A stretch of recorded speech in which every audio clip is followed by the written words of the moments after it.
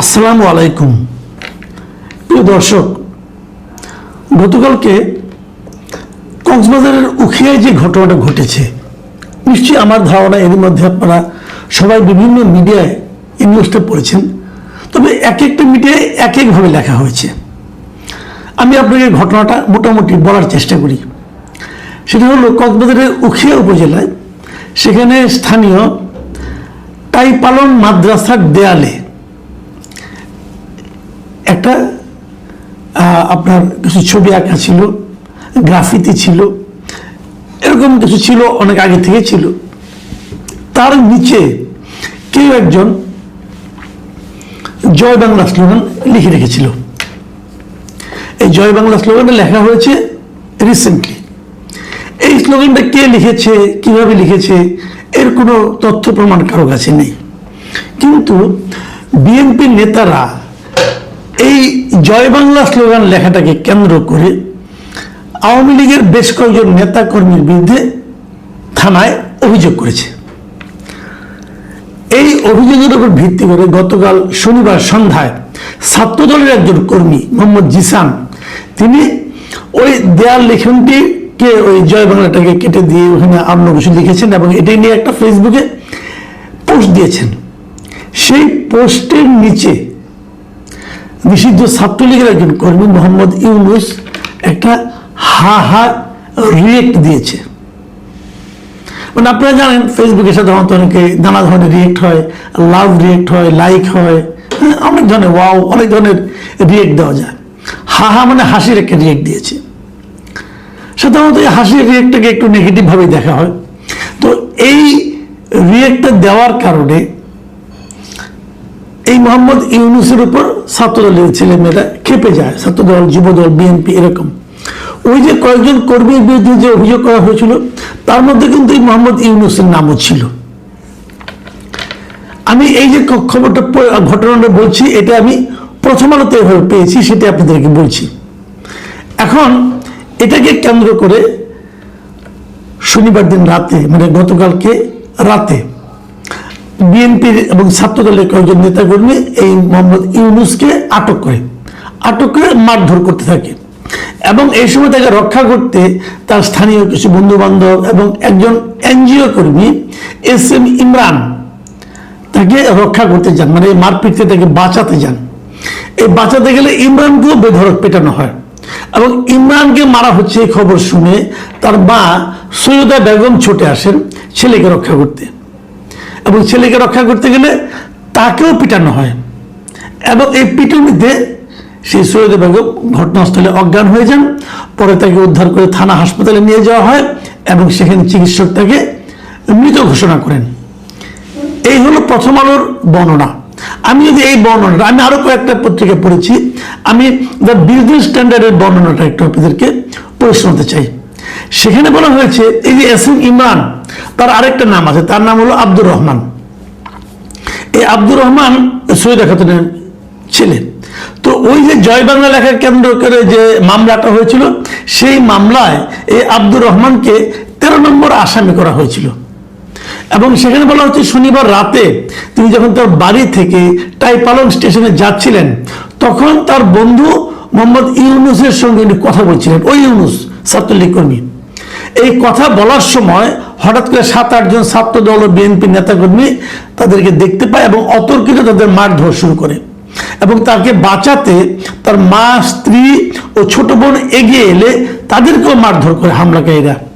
হামলার সময় সৈয়দা খাতুনকে লাঠি দিয়ে আঘাত করা হলে তিনি মাটিতে লুটিয়ে পড়েন। পরে তাকে হাসপাতালে নিয়ে গেলে হাসপাতাল থেকে মৃত ঘোষণা করেন।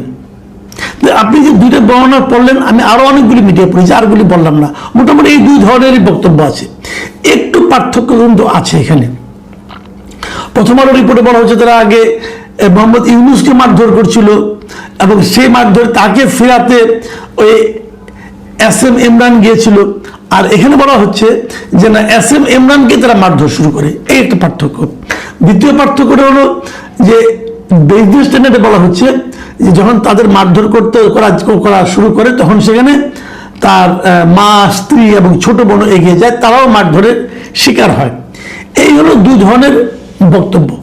এখন তারপরে এটা নিয়ে আলোচনা হয়েছে, কেন মারা হয়েছে, বিএনপি লিডার বলেছে না কাউকে মারাই হয়নি, ওই মানে ওখানে এই মহিলা যে মারা গেছেন তিনি ওখানে মার খাননি, তাকে মারা হয়নি।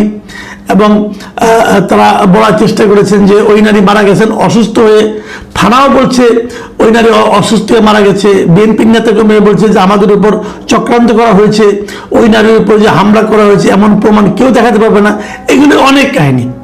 এবং উখিয়ার বিএনপির সভাপতি সরোয়ার জাহান চৌধুরীকে যখন জিজ্ঞাসা করা হয় প্রথম আলোর পক্ষ থেকে, তিনি বলেন যে রাতে উখিয়াতে হামলার কোনো ঘটনাই ঘটেনি এবং ওই ঘটনাস্থল থেকে ওই নারীর বাড়ি অনেক দূরে, উনি ঘরেই অসুস্থ হয়ে নারীর মৃত্যু হয়েছে।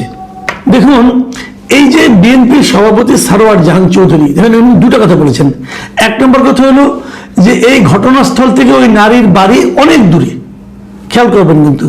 তারপরে আবার বলতেছেন যে উনি ঘরেই অসুস্থ হয়ে ওই নারীর মৃত্যু হয়েছে। তাহলে কি মামলা মোকদ্দমা তাদের বিরুদ্ধে অভিযোগ করার জন্য ওই মৃতদেহকে এখানে নিয়ে আসা হয়েছিল? ভাবুন, মানে ক্ষমতার দম্ভ মানে অনেক সময় মানে এতই হয়ে যায় যে কথাবার্তা বলার সময় যুক্তি আছে কি না আছে এটা দেখারও তারা কোনো প্রয়োজন মনে করে না, যা ইচ্ছা বলে দিল।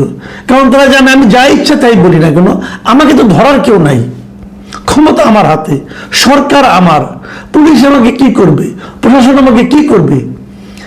আমি কতগুলি কথা বলি এখানে। এই মৃত্যু নিয়ে আলোচনা অনেক হচ্ছে। সন্তানকে বাঁচানোর জন্য মা এগিয়ে গিয়েছে, মা সন্তানকে জড়িয়ে ধরেছে, সন্তানকে যে বাড়িগুলো দিতে চেয়েছিল সেগুলো মায়ের গায়ে লেগেছে।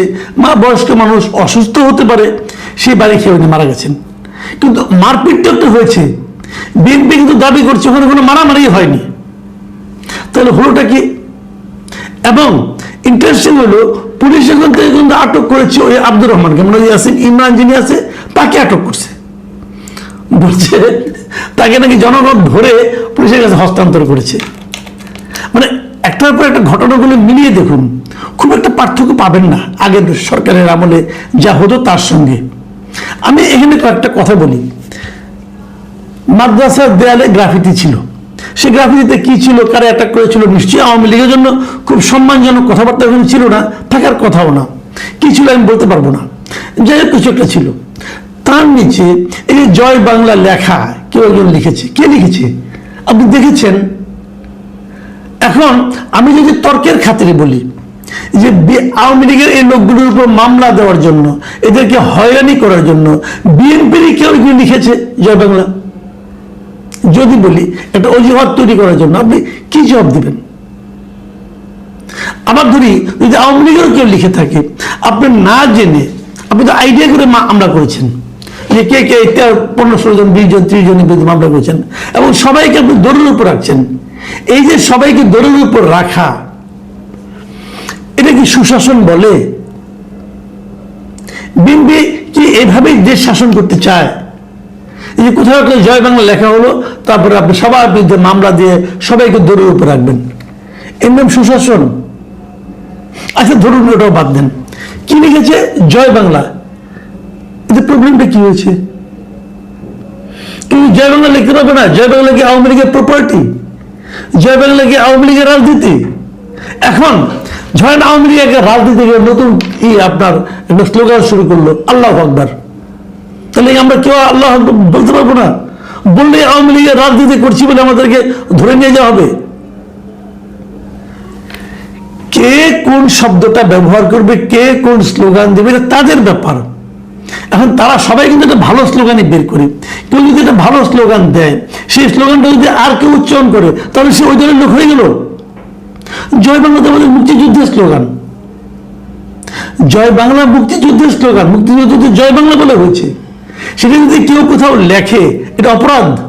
কোন আইনে অপরাধ বলুন, কোন আইনে অপরাধ?